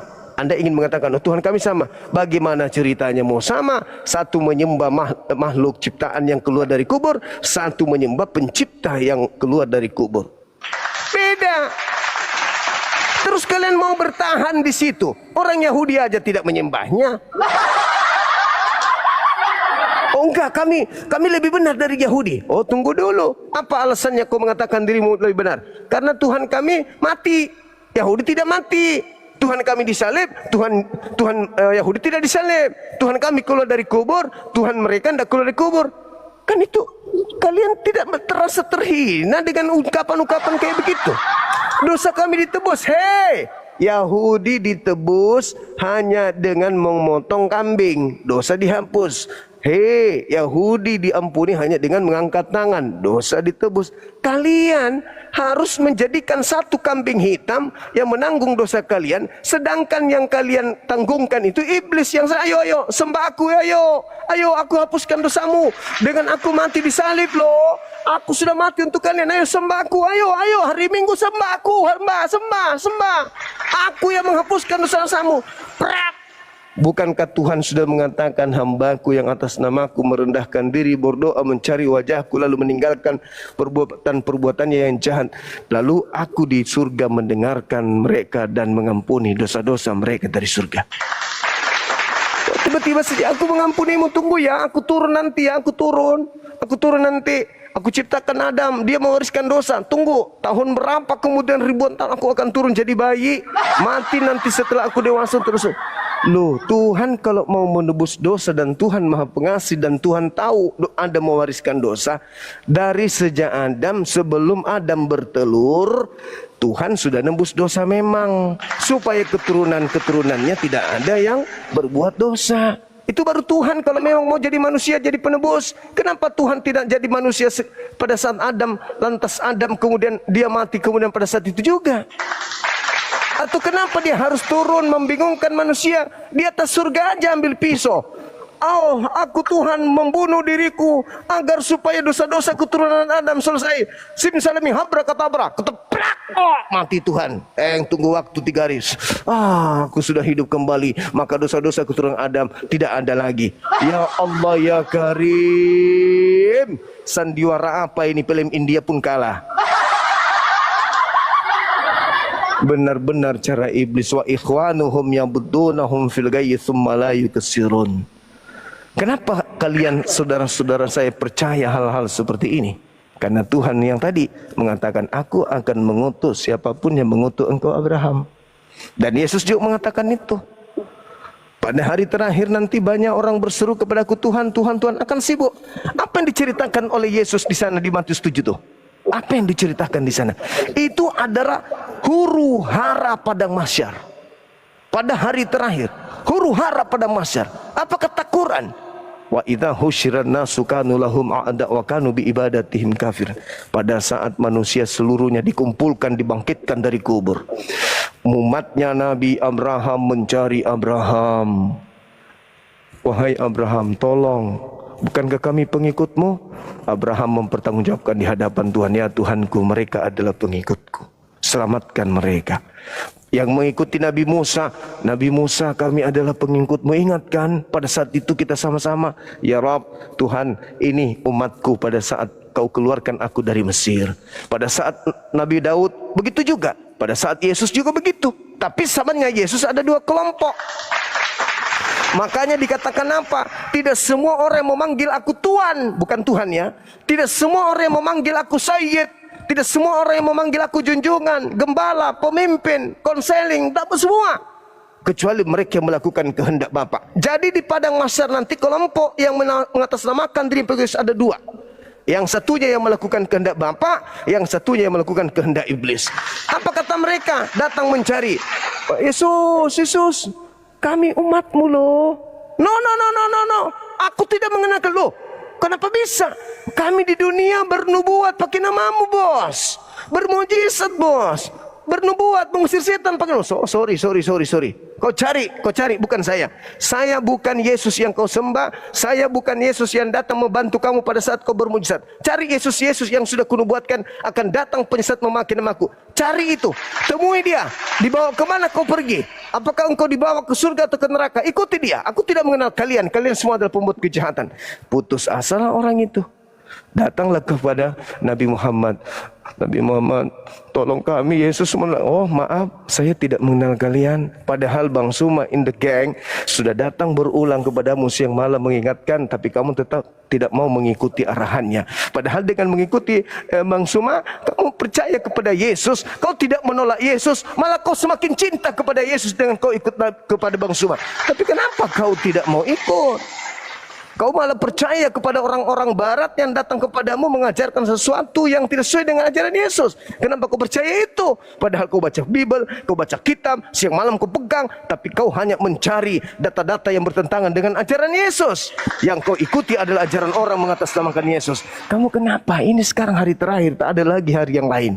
Ini penentu. Yohanes 5 nomor 29. Orang yang benar dibangkitkan untuk ke surga, orang yang jahat dibangkitkan untuk ke neraka. Tak ada lagi. Maka di padang mahsyar orang Kristen akan diusir. Enyalah daripada aku tidak mengenal kalian. Mau kemana lagi? Ke Nabi Muhammad. Tidak mungkin. Ke Musa. Tidak mungkin. Pada saat sudah tak ada penolong lain, kasihan Kristen ke neraka jahanam. Mumpung masih ada kesempatan. Kalau tidak mau jadi Kristen, tidak mau jadi Islam, jadilah Yahudi. Jadi Yahudi. Jangan jadi agama yang jangan. Kenapa? Karena Yahudi beda Tuhannya, Yahudi beda kitabnya, Yahudi beda hari ibadahnya, Yahudi caranya beda kemudian dalam pola agamanya, dan mereka 99% sama ibadahnya dengan Yesus. Sedangkan yang kalian lakukan, ibadah siapa yang kalian lakukan? Mingguan, Natalan, apa itu ibadah siapa? Yesus kagak kenal ibadah-ibadah seperti itu. Lalu kalian mengatakan kami pengikut. Pengikut siapa? Oh, pengikut Kristus yang keluar dari kubur, bukan pengikut Kristus yang keluar dari rahim Maria rupanya. Beda. Ingat, di dalam Galatia 1 nomor 1, Galatia 1 nomor 11, nomor 12, Paulus mengakui bahwa Kristus yang menjadi Tuhannya itu adalah Kristus yang bukan keluar dari rahim Maria. Tapi Kristus yang dia sembah adalah Kristus yang keluar dari rahim bumi. Yesus yang berbeda, Kristus yang berbeda. Sekira begitu, Bung. Kalau mau silakan. Kalau masih mau ditambahkan, waktu Ya. kita tinggal beberapa menit Ya. lagi, silakan. Terakhir ya, terakhir. Mengenai benih ya, Oke. mengenai sperma. Dalam Maleakhi 2 ayat 15 ya, dalam Maleakhi 2 ayat 15 dikatakan begini. Maleakhi 2 ayat 15. Saya bacakan ya, Maleakhi 2 ayat 15. Bukankah Allah yang Esa menjadikan mereka daging dan roh, dan apakah dikehendaki kesatuan itu keturunan ilahi? Nah, kata keturunan ini bahasa Yunaninya adalah sperma, sedangkan bahasa Ibraninya adalah zera, ya, zera, ya. Jadi itulah makanya kita disebut benih ilahi atau sperma ilahi. Kenapa? Karena kita percaya karena iman kita kepada Yesus, makanya kita menjadi keturunan ilahi. Itu jawaban saya. Itu satu. Yang kedua, mengenai mengapa apakah sebenarnya orang Yahudi seharusnya percaya pada Yesus? Ya. Di mana ayatnya? Begini, Mazmur 110 ya. Saya selalu menggunakan Mazmur 110 yang dikutip oleh Yesus. Mazmur 110 ayat 1 mengatakan begini. Demikianlah firman Tuhan kepada Tuanku. Kalau bahasa Masoret teksnya, demikianlah firman Tuhan kepada Tuanku. Demikianlah firman Hashem atau Yahweh kepada Laadoni.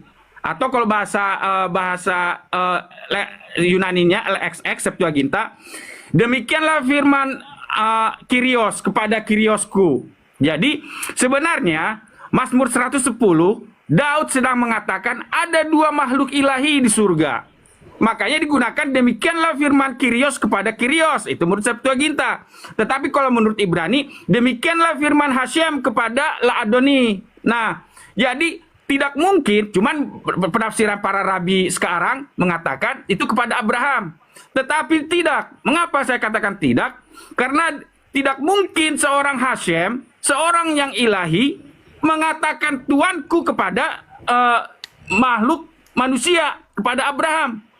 Pastilah dia harus memiliki kodrat yang sama. Makanya di ayat 6, setelah demikianlah firman Tuanku, demikianlah firman Tuhan kepada Tuanku, setelah Tuanku itu duduk di sebelah kananku, makanya di ayat 6 dikatakan begini, Tuhan ada di sebelah kananmu. Jadi ada makhluk ilahi di sebelah kanan. Nah, jadi itulah. Nah, inilah yang dikutip oleh Yesus dalam Matius 22 ayat 44 ya. Nah, terakhir. Matius 22 ayat 44 yang mengatakan begini, dari ayat 41 saya bacakan. Ketika orang-orang Farisi sedang berkumpul, Yesus bertanya kepada mereka katanya, apakah pendapatmu tentang Mesias? Anak siapakah dia? Kata mereka kepadanya, anak Daud. Katanya kepada mereka, jika demikian, bagaimanakah Daud oleh pimpinan roh dapat menyebut dia tuannya ketika ia berkata, Tuhan telah berfirman kepada Tuanku, duduklah sebelah kananku sampai musuh-musuhmu kutaruh di bawah kakimu. Jadi jika Daud menyebut dia tuannya, bagaimana mungkin ia anaknya pula? Tidak ada seorang pun yang dapat menjawabnya, dan sejak hari itu tidak ada seorang pun yang juga berani menanyakan sesuatu kepadanya. Jadi sebenarnya dalam kitab orang Yahudi banyak referensi, dalam Mazmur 2, dalam Amsal 8 ayat 22 ada dua makhluk ilahi sebenarnya. Itu jawaban saya. Terima kasih Bang Zuma. Tuhan Yesus memberkati. Oke, silakan. Ya, jadi sekali lagi saya katakan kepada saudara, saya belum pernah menemukan ada dalil sperma rohani atau sperma ilahi. Ya, jadi kalau dikatakan di dalam Yohanes 3 nomor 34, ya, semua yang diberi tugas untuk menyampaikan firman padanya itu penuh dengan roh Tuhan. Roh Tuhan. Apakah dia menjadi Tuhan? Tidak, Tuhan dia. Roh Tuhan artinya roh yang suci yang berasal dari Tuhan. Jadi kalau saudara mengatakan bahwasanya Yesus itu adalah benih ilahi, Yesus adalah sperma ilahi, Ya, dan Yesus punya keturunan ilahi atau keturunan rohani. Saya rasa itu bertentangan jelas di dalam kitab saudara. Di dalam kitab yang Anda maksud itu tidak sedang berbicara Yesus itu adalah ilahi atau Tuhan, pencipta langit dan bumi yang turun ke bumi menjadi Tuhan. Apa buktinya? Apa efeknya? Ketika Anda menjadi seorang Advent atau sekte apapun itu di Kristen, Yesus ini dituhankan. Yesus ini dituhankan. Yesus ini diibadahi. Yesus ini diilahkan. Itu aja dulu polanya. Apakah Yesus ketika dia datang ke tengah-tengah Bani Israel mau diilahkan, mengajarkan untuk dituhankan, mengajarkan untuk disetarakan dengan Tuhan? Tidak. Tidak. Jauh dari ajaran Yesus, baik itu ajarannya sendiri ataupun zamannya, masanya, orang-orang asing datang melantiknya menjadi Tuhan. Tuh, bukankah kami bernubuat mengusir setan bermujizat? Makanya Yesus mengusir. Padahal Bung, kalau orang itu sudah sampai pada level bernubuat mengusir setan bermujizat, berarti ibadahnya itu sudah kuat. Sudah kuat ibadahnya. Maksudnya ya, kalaupun dilihat bermaksiat tidak seberapa banyak maksiatnya. Tapi kenapa diusir? Ya itu tadi, karena yang datang kepadanya bukan Yesus. Bukan Yesus. Makanya kalau ada yang mengatakan bahwa pencipta langit dan bumi mati turun ke bumi pada hari ketiga dia bangkit, orang itu ya harus dikatakan coba diperiksa dulu deh. Pasti ada hal yang keliru di situ. Pasti ada yang salah di sana. Kenapa? Karena Yesus sendiri sudah mengatakan. Yesusnya yang mengatakan, waspadalah kepada penyesat yang datang kepadamu memakai namaku dan berkata akulah Kristus. Mereka akan menyesatkan banyak orang. Satu-satunya kandidat ya Kristen. Tidak ada yang lain. Contoh, ketika Anda membaca Yohanes 3:16, begitu besar kasih karunia Tuhan akan dunia ini, sehingga ia menugerahkan anaknya yang tunggal. Barang siapa yang percaya kepada Yesus, tidak binasa, melainkan memperoleh hidup yang kekal. Tidak binasa, melainkan memperoleh hidup yang kekal. Nah, permasalahannya adalah ketika Yesus datang di tengah-tengah kaumnya, di dalam Yohanes 11:45, banyak orang yang datang melawat Yesus dan menyaksikan melawat Maria dan menyaksikan apa yang diperbuat oleh Yesus dan percaya. Percaya. Berarti orang-orang yang percaya kepada Yesus sudah tidak binasa melainkan memperoleh hidup kekal. Nah, lalu kemudian ada di antara mereka yang datang kepada orang Farisi dan berbicara apa yang dia lihat tentang Yesus. Lalu mereka berkumpul, orang Farisi, imam kepala mahkamah dan seterusnya. Apa yang harus kita lakukan? Kalau kita biarkan ini terjadi, maka titik 2, orang akan semakin banyak percaya kepada Yesus. Mau nggak iblis agar banyak orang percaya kepada Yesus? Coba Bang, mau nggak iblis agar orang makin banyak percaya kepada Yesus? Ayo dijawab Bang. Pada saat itu belum ada penyaliban. Mau nggak iblis agar banyak yang percaya kepada Yesus? Di mana Yohanes 3 nomor 16, siapa yang percaya ke Yesus tidak binasa melainkan memperoleh hidup yang kekal. Mau tidak iblis agar orang banyak percaya Yesus supaya tidak masuk neraka?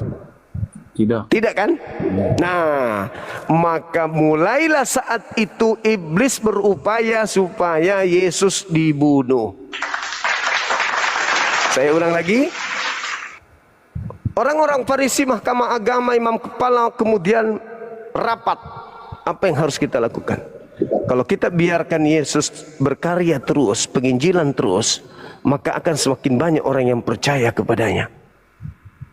Kalau kita biarkan, maka bangsa kita akan diambil oleh orang Roma. Nah, apa yang dilakukan iblis? Misinya cuma satu. menghentikan Yesus. Harus kita hentikan Yesus.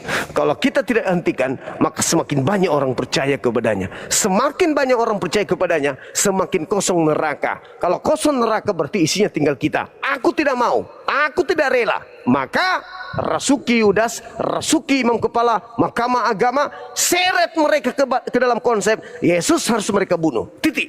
Yesus harus dibunuh. Titik.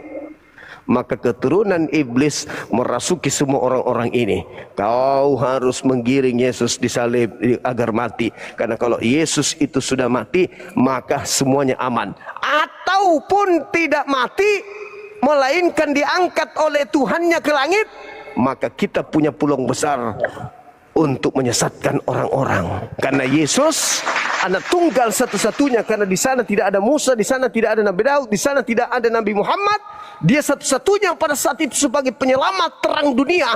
Kalau dia kita bunuh, selesai perkara. Kita bisa sesatkan semua orang. Karena cuma Yesus ini yang menghalangi kita.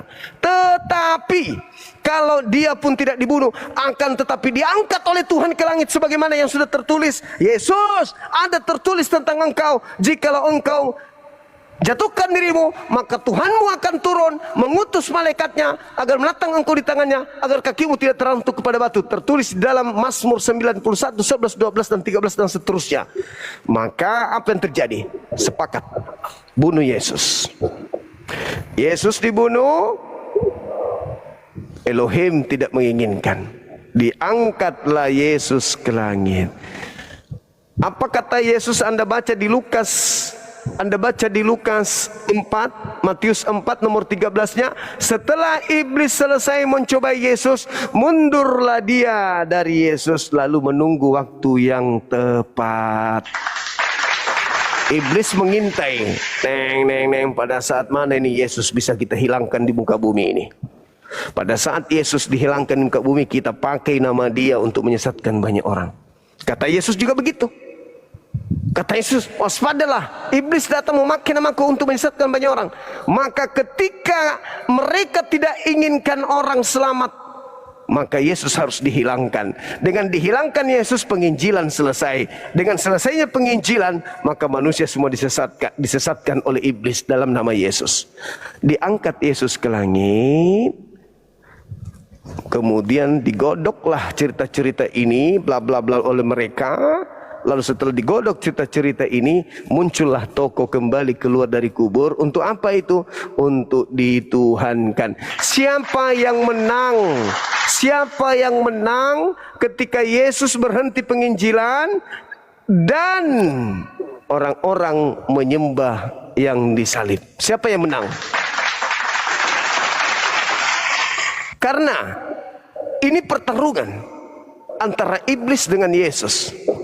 Yesus ingin penginjilan supaya apa? Seluruh orang Israel selamat.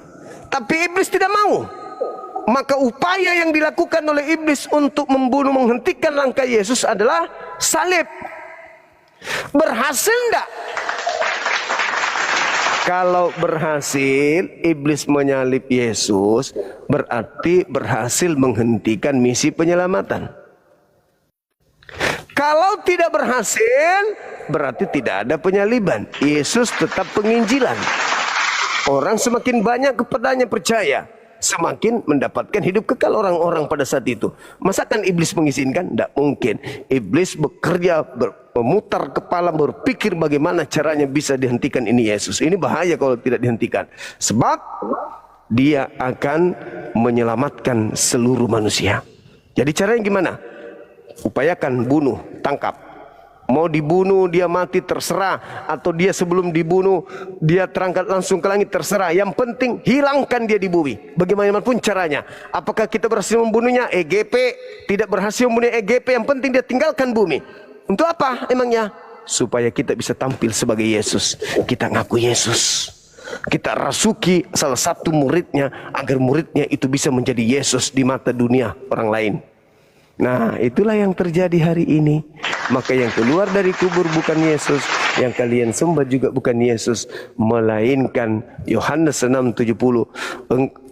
12 muridku aku yang pilih, satu di antaranya adalah iblis. Siapa yang iblis ini? Yang menerima suap, yang menyerahkan kemudian orang yang benar untuk disalibkan. Siapa dia? Yudas.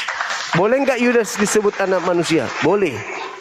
Boleh enggak disebut Kristus? Boleh. Kalau dia Kristus palsu dan bukan manusia, boleh. Itu iblis.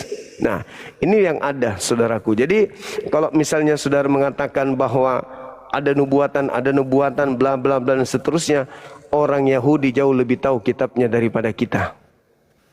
Jadi apa yang Anda pertaruhkan sekarang ini adalah Anda pertaruhkan untuk Anda ajarkan kepada kami umat Islam, karena Anda berpikir kami tidak mengerti kitab perjanjian lama atau kitabnya Yahudi. Orang Kristen belum pernah saya temukan satu forum dengan orang Yahudi untuk mendudukkan perkara bahwa Yesus adalah Elohim yang harus disembah, sehingga sinagoge harus penuh dengan doa-doa terhadap Tuhan-Tuhan yang mereka katakan Tuhan Yesus. Tidak ada upaya. Kristen berkembang dengan sendirinya dari pondasi kendaraan yang berbeda. Yahudi berdiri dengan sendirinya pondasi yang berbeda.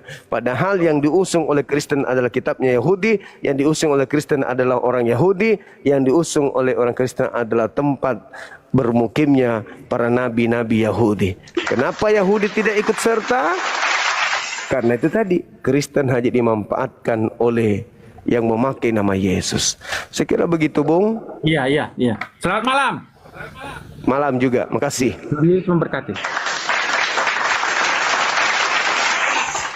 Oke, teman-teman yang lain, saya kira cukup ya. Di sini kita sudah hampir pukul 2 ya, teman-teman sekalian. Cakarudun Indonesia. Besok lagi kita lanjut ya teman-teman. Bisa toh? Bisa. Besok kita lanjut lagi, boleh kan? Boleh kan? Benar nggak? Benar dong. Oke.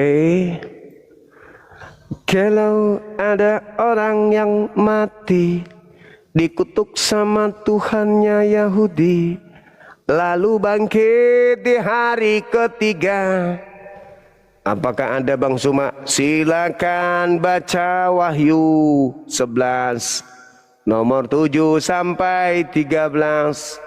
Anda akan melihat tragedi yang terjadi sama persis. Persis atau persis? Sama persis dengan tragedi Yesus. Tapi orang-orang tidak menuhankan Nabi tersebut. Ngantuk aku Bang. Aku menjelaskan aja, aku nggak ngerti apa yang aku ngomong. Tunggu ya.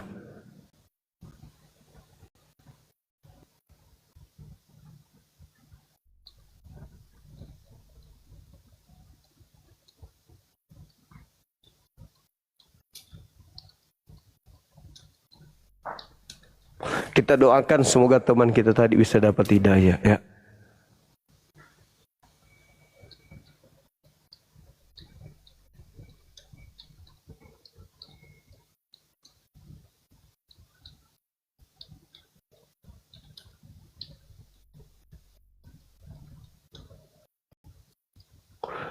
Bayangkan saja teman-teman, sampai dia harus mengatakan sperma ilahi. Alamak. Sperma ilahi. Apa? Sperma rohani. Alamak. Hanya sekedar untuk menipu diri sendiri. Dia mengatakan bahwa Yesus itu melihat keturunannya, yaitu keturunan rohani. Mama masih dah buat bumi teka masih makeda sisengi keturunan rohani. Mana kejik keturunan rohani. Baru gosnya itu sperma rohani, gimana itu? Bahaya juga tuh kalau melayang-layang kemana-mana itu sperma rohani.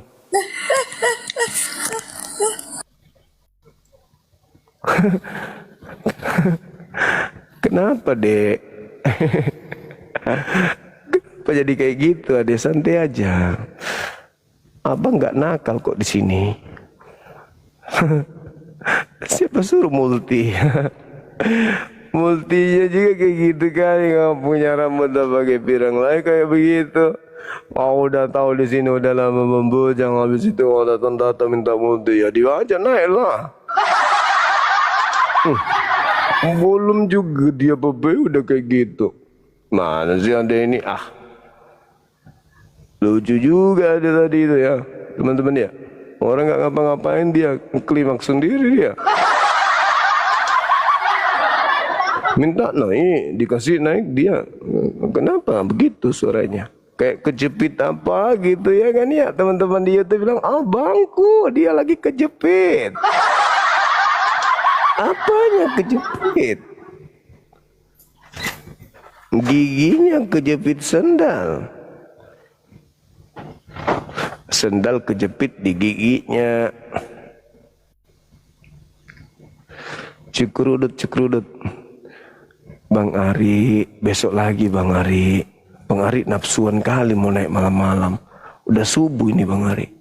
Besok aja lagi.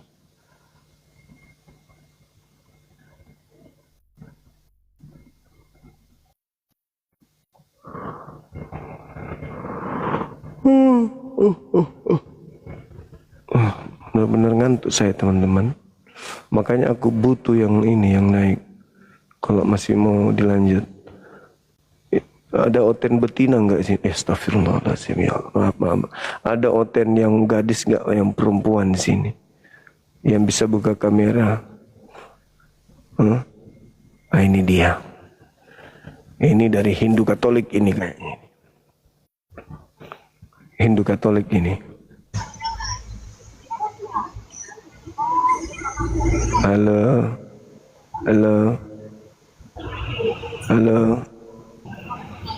Halo, sudah pernah melihat sperma rohani Mbak Dewi?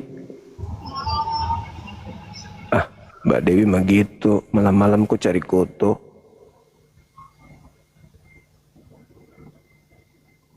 Ari kalau jam segini mau naik, beli wig, pakai lipstick, pakai bedak, baru dinaikkan. Aku sudah ngantuk ya naik berkumis. Gimana mau segar ini mata? Semangat lah, aku udah gitu nyolot. Mana itu yang pirang alisnya, yang keriting giginya, gitu seru. Ari mau naik.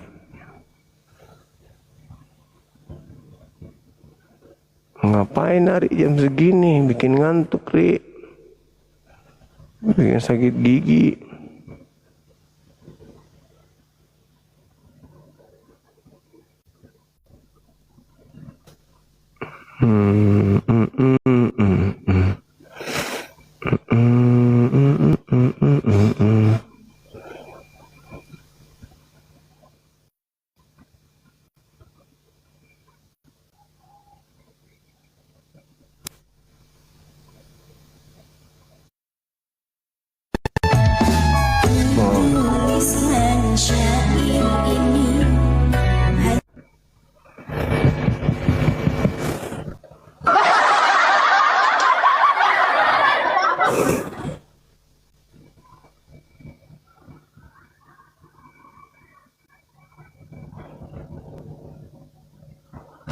Apa itu? Ya Allah, ngamuk Bang Handi, ngamuk. Pasti ngamuk Bang Handi. Aduh. Ngamuk Bang Handi pasti.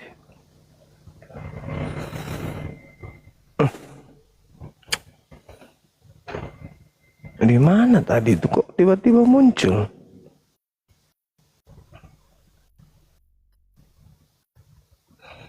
Oke ya teman-teman, kita tutup. Kita tutup ya, sahabat-sahabat sekalian. Terima kasih udah mempersamai kita beberapa jam ini. Besok lagi kita jumpa ya. Oke. Ngantuk kali aku. Yang di YouTube juga tertawa. Tertawa juga yang di YouTube dia. Yang di YouTube juga pada tertawa. Kan tiba-tiba aja ada biduan. Ada lagu dangdut masuk. Man rasa YouTube-nya Bang Andi. Aduh, maafkan diriku Bang Andi, bukannya aku tidak sengaja. Itulah akibatnya kalau ngantuk ya kan ya. Mengantuk cakar de Indonesia bilang. Hei masalah. Oi, Dari jam Mbak.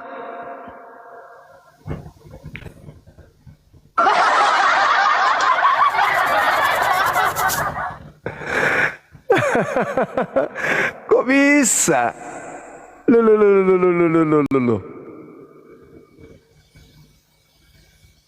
Kaget dia melihat diriku. Hei, katanya. Hei, apa ini? Tengah malam kok begitu?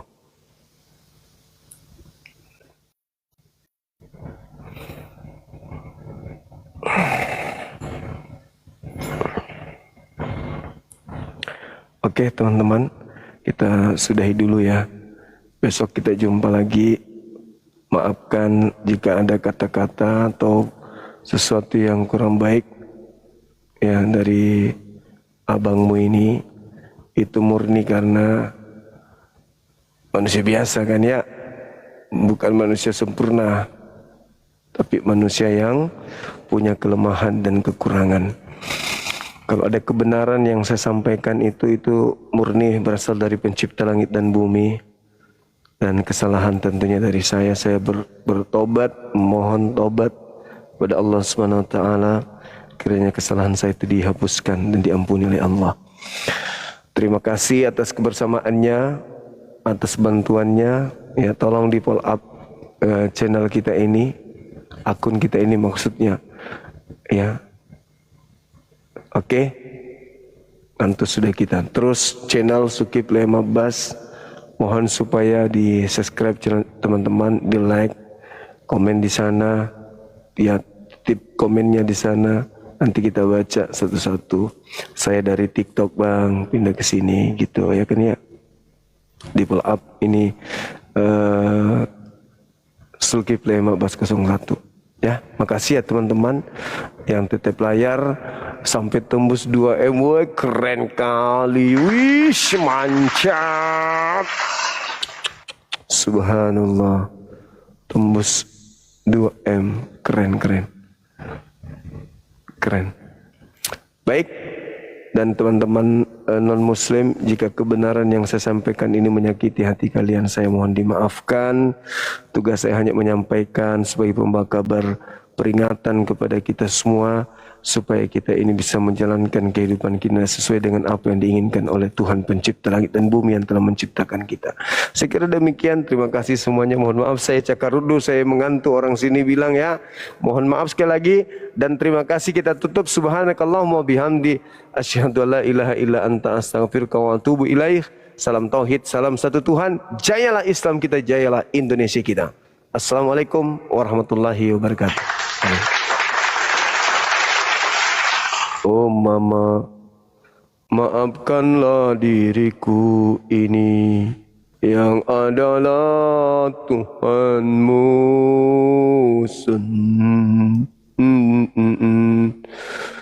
yang telah numpang lewat melalui telingamu untuk menyelamatkan tetanggamu. Oh mama, maafkan diriku yang adalah Tuhanmu yang datang ke bumi lewat lubang hidungmu. Oke, baik, kita tutup. Sorry. Oh mama, yang adalah hambaku sendiri, sudah minumkah obat Bodrex? Oke, bye. Istirahat kita. Assalamualaikum warahmatullahi wabarakatuh. Makasih ya.